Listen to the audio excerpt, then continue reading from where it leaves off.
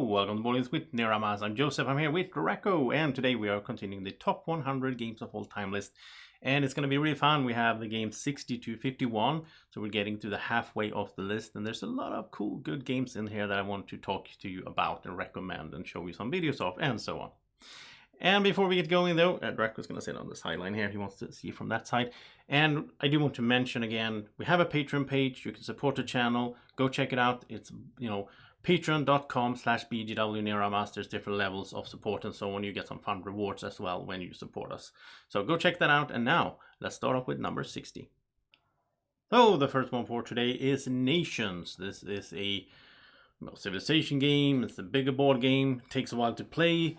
And it has a lot of parts in it, and it's really one of those games that I don't get to play that often, due to it being a big game. I don't even own it anymore either, actually. This is one of those games I had to get rid of at some point, but I have friends who own it, and I really like this one a lot. I think it has some interesting, it's all based on cards, and this is in some ways, builds on Through the Ages, which is another big civilization board game. It's similar to this one that I only played in digital form. But I spoke to Rustan Håkansson, the designer of Nations, at some point. He's a fellow Swede, and I think he said something like that he was actually developing an expansion for Through the Ages, which is not his game, it's not his design, but he was doing that, and then it turned out to be an actual game of its own, which is Nations. So Nations is I would say a little bit of a more streamlined in some ways and a little bit more friendly game. This game can be really rough to the players, but then it's the game itself that is rough to the players. You have famine and you have stuff like that, or someone can start a war, but then it hits everyone else if they haven't prepared for it. But you're not attacking each other straight on like you do in some civilization games, and I do appreciate that in Nations. I really like the open draft in this game. I think that's brilliant. Having that market out there, it costs 1, 2, or 3 coins, and then of course you're sitting there being oh, I really need that card, I really want that card, but then I also need to do something else, and that decision, that anxiety over what should I do first, is always fun. And it also, I can recommend the Dynasties expansion for this one, where you get asymmetrical factions, civilizations, and so on. Really adds a lot to the game. You have these little meeples. They go out to different buildings to perform different tasks, to be military, or to gather stone or food and so on. And then you also have to feed your people and all that. Really, really cool game. I wish I get to play this one a little bit more often. But again, I say that about a lot of games, and time is limited and all that. So yeah, I don't even know when I get to play this next time, but I really want to. Nations, really good game. And if you haven't seen it before and so on, you can check out this video here, of course. All the links to the videos that I'm showing in this episode here will be in the description of this video, so you can find them there if you want to see the full playthroughs that I did with Drako, or solo playthroughs and so on. And then at 59, it's a racing game that I really like. It's Automobiles, which is what you do, you have cars racing out on a track. That's pretty classic. Nothing, really fancy with that. But the fun thing is that it is a cube building game. It's one of those pool building games, kind of like a deck builder, but you have cubes instead. You're buying cubes, you're using them to drive your car in different ways and to race. But they also have a value, so you can instead of using it to drive, you can use some of the cubes to get some money, and then that money you can buy more cubes with, and you can form different strategies and so on. And you're trying to race. You have a different amount of laps and different maps and so on. And you're trying to be the first one to reach the finish line.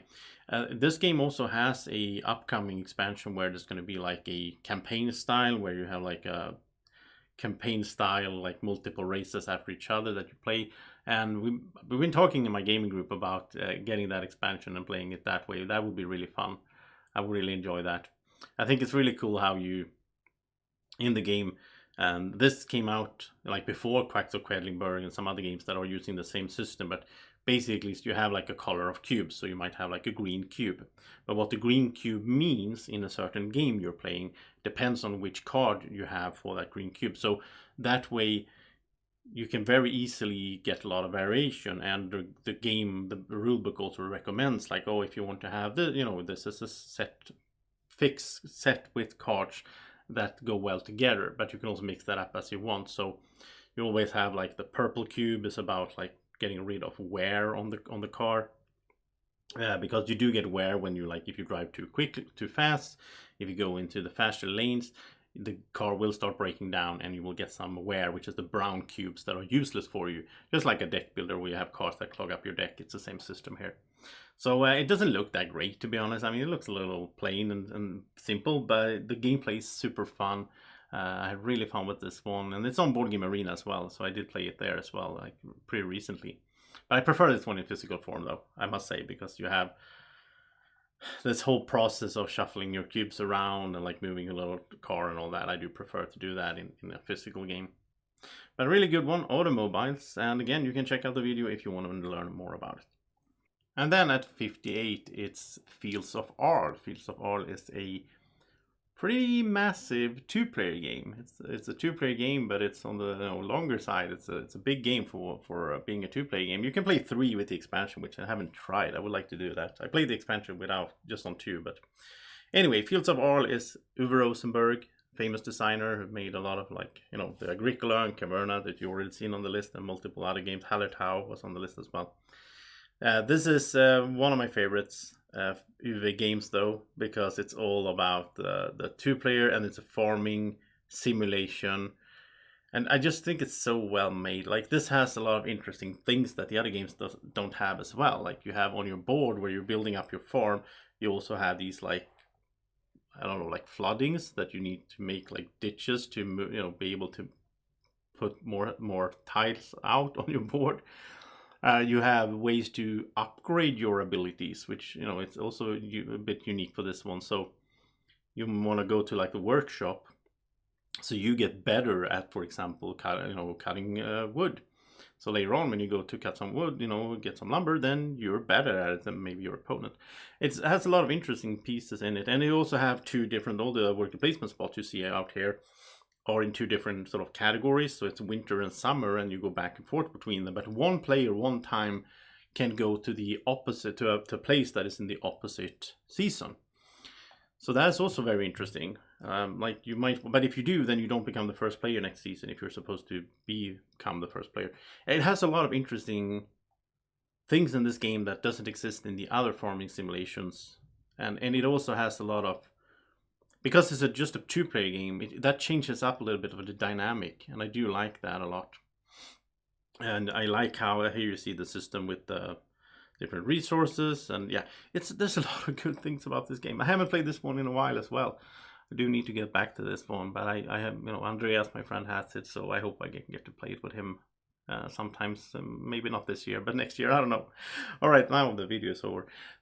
Let's head to the next one. So then at 57, it's a Red Rising, another Stonemaier game.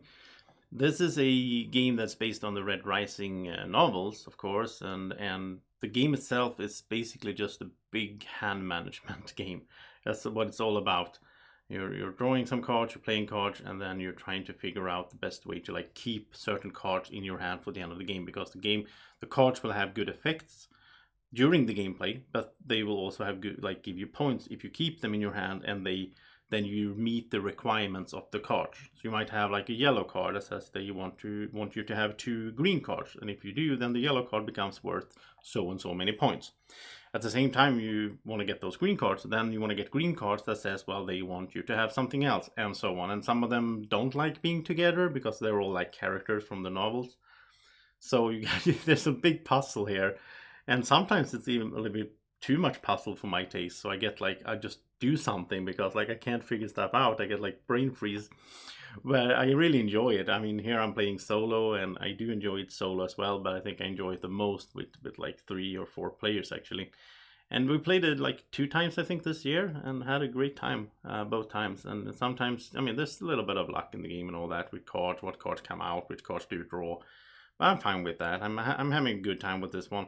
I even this summer I started listening to the audiobook of the first novel, and I didn't get stuck in it. I felt like it was too much teenagey sort of style for me, and I don't know, people say they are really good and they get better as you go, but I didn't get stuck in it, and then I just moved on to listening to something else actually. But yeah, I don't feel like you need that. You don't need, I mean, to enjoy the game. you can still play the game and enjoy it, even if you don't recognize all these characters and know what they do in the story and so on. Which is a good thing when it's like IP games. I like when the game itself is actually that good that you don't need to play it just for that. But if you enjoy the Red Rising novels, then you should absolutely check this one out. And, yeah, really good one. Red Rising. Next up, we have another very solid good game, which, they are by now on the list. This is my number 56 of all time, so of course it's good. This is Underwater Cities.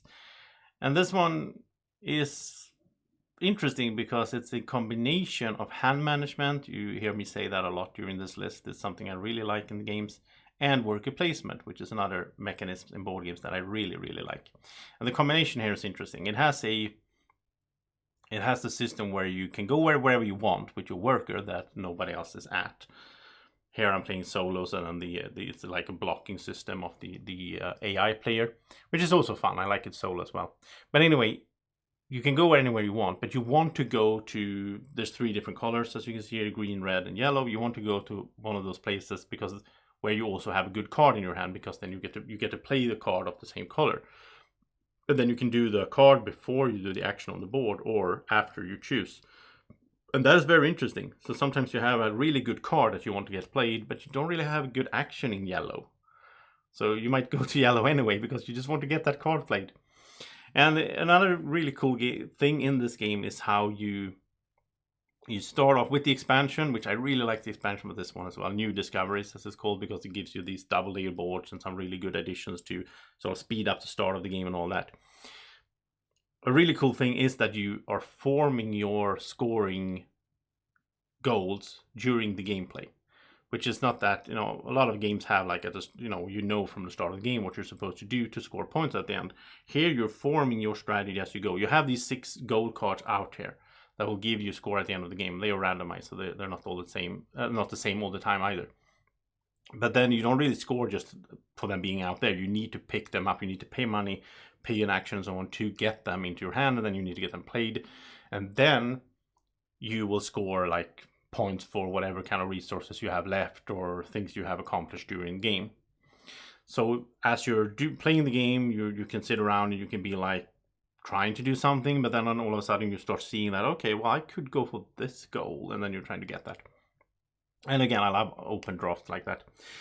The expansion also adds some interesting things with like a museum, so this is the player board, this is from the base game. You're building like tunnels, you're building these little cities that are these underwater cities. And in the expansion, you also have the thing where you like, when you cover certain spots on your player board, then you will get like bonuses and so on from the museum. You also have a little race where you're trying to be the first one to go connect all the way to this little like land cities, what they're called, metropolis, I think, because then you get to be the first one to pick like a good tile for that metropolis and so on. So yeah, really, I don't want to play this without the expansion these days because it's so good. But I really like Underwater Cities, and it's a nice combination of mechanisms that are cool, and also the theme is pretty cool, like how you build these cities and how you like get resources and all that. So can really recommend it. And then we have one of my favorites, small style filler games, which is For Sale, which is a really fun little auction game, and I'm demonstrating in here together with Drako and the Penguin. And yeah, it's one of those games you want to play like 4 players on or so on. It's super easy. This is one of those games where I brought this one to like after work, evenings, hanging out with some people from work, having some drinks, and just people that never played a board game in their life, but they probably played some card game, they might play poker and so on. And that's why this one just is so easy to get people to get into and enjoy. You're putting out some cards on the table, you're bidding for the cards, and then you do that for a while, and then in the second phase of the game, then you're using those cards that you picked up, which is like property really, to sell them. Then you want to sell those properties for money, and then you do the same thing but like reversed.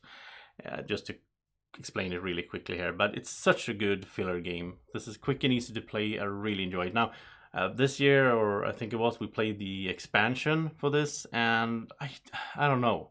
Like, that was, again, one of those expansions where I feel like this game is great as it is. Like, it's quick and easy, and you might play, like, 2 times if you want to. The expansion just added complexity and, like, need to learn the cards, harder to get into. it did add some interesting things, but I don't know. I just love For Sale as it is. I think that's the way I want to have it. I want to play it. And also the new expansion, like the new edition of it looked so bad. Like the artwork was terrible and so on. Like the graphic layout of the cards was terrible. You couldn't see the numbers clearly. So I like this older version actually here, where you have those red numbers. It's easy to see. So yeah, For Sale is a great one. Can really recommend it for those, you know, quick filler in between games, or for playing with people that aren't really into card gaming or board gaming.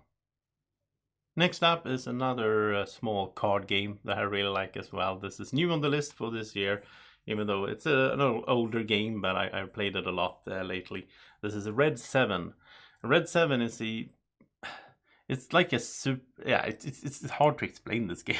I had a hard time learning this, or like the first time I sat down to play this with my friends on BGA, I was like, I don't get it. Like, what am I supposed to do? But once you get into it, it's just super fun. You have these different suits, and then you have numbered 1 to 7. That's all the components in the game, really. And then you're trying to play them out according to a set amount of rules.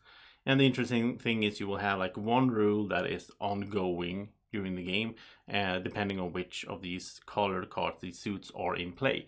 And then on your turn, you can play one of those cards in order to change the rule, to change what rule is ongoing, which makes it so that all of a sudden you might be in the lead or winning a round that you weren't before. So it's basically an elimination game. So like if you on your turn, if you can't make it by the rules of the game, if you can't make it so you are winning that round, or like in the lead at that moment, then you are eliminated. And then whoever is the last person standing wins the game. You usually play this in like 3 rounds or so.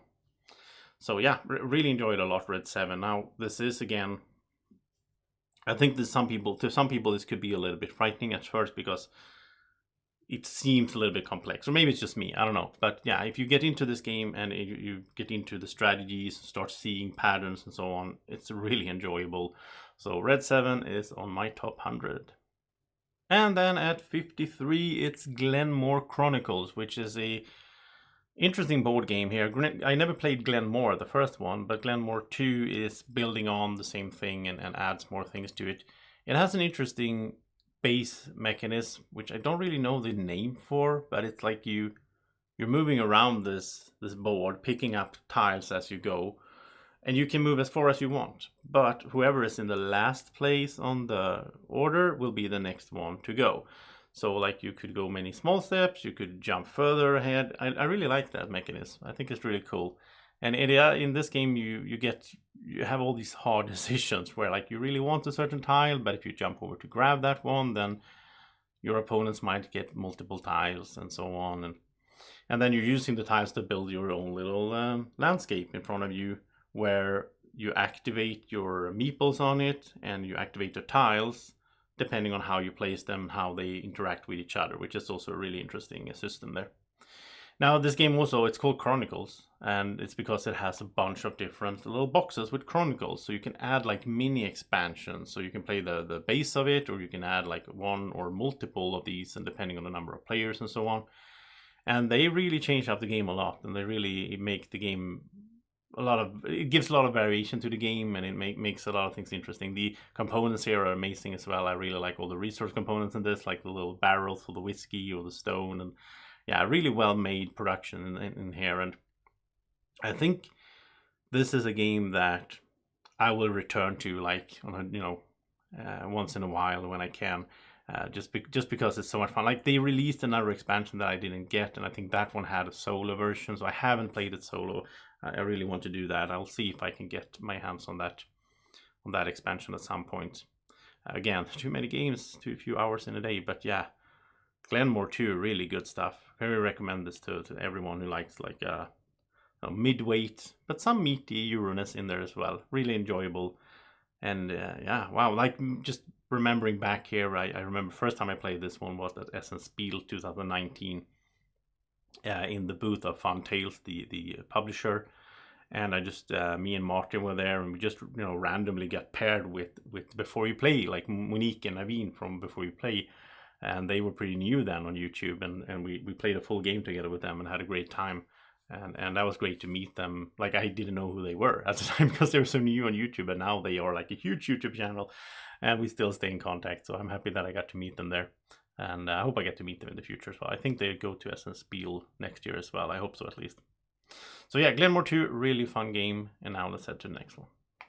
Up next we have Gugong, or however you pronounce this. I don't know, honestly. I just pronounce it like most English-speaking board game reviewers do, like Gugong. I think it's not really correct. But anyway, really cool game. This is the one that I think I will get to play soon again because my friend Mats got the expansion as well.